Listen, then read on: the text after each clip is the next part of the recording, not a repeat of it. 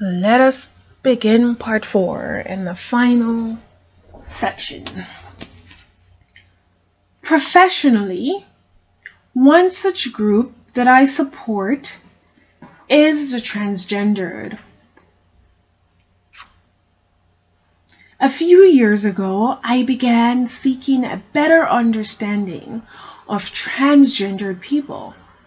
2 decades ago, gender and cultural theorists would have categorized me as one who saw sexuality from such narrow lenses such as male or female and straight or gay. Often, the transgender people that I see professionally are in grave emotional distress for many reasons.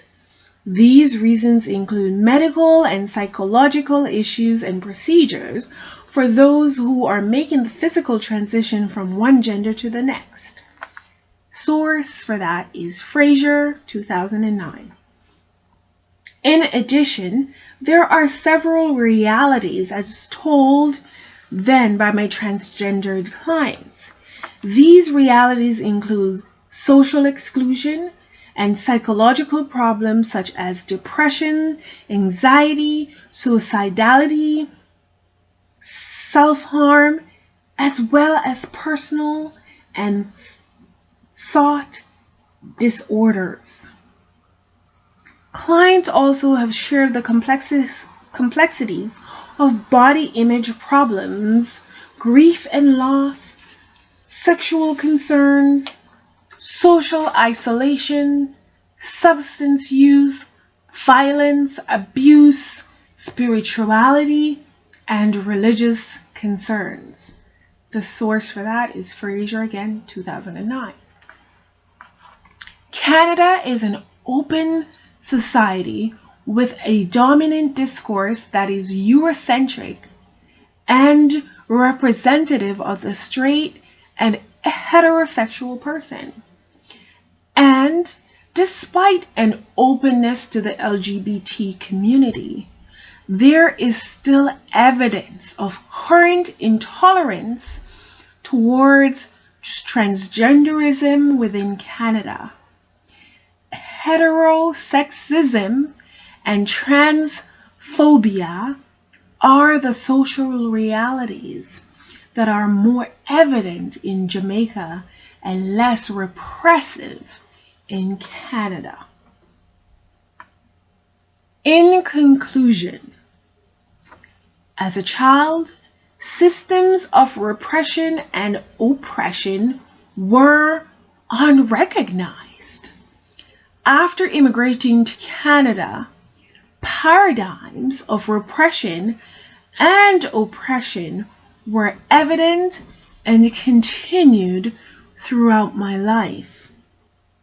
I was racialized and labeled a black nigger in many social spheres.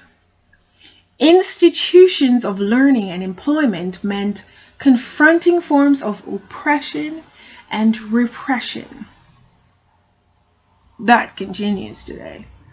These experiences have led to personal, consequential actions whereby appreciation of people is inclusive beyond one's race, gender, and sexual preferences.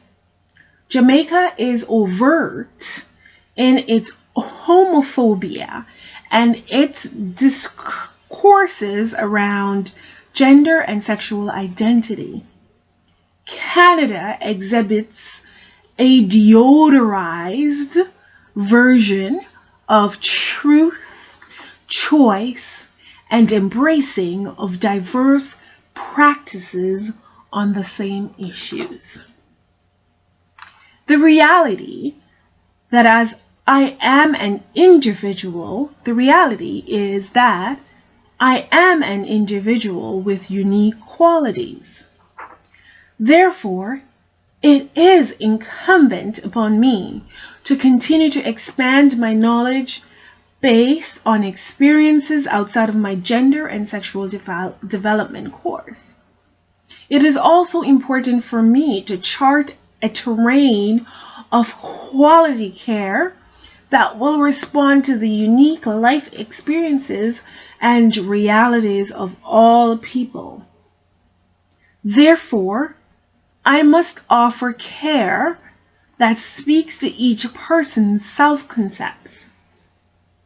To have survived the complexities of two countries as they relate to gender and sexual development, this means that I cannot exclude the excluded.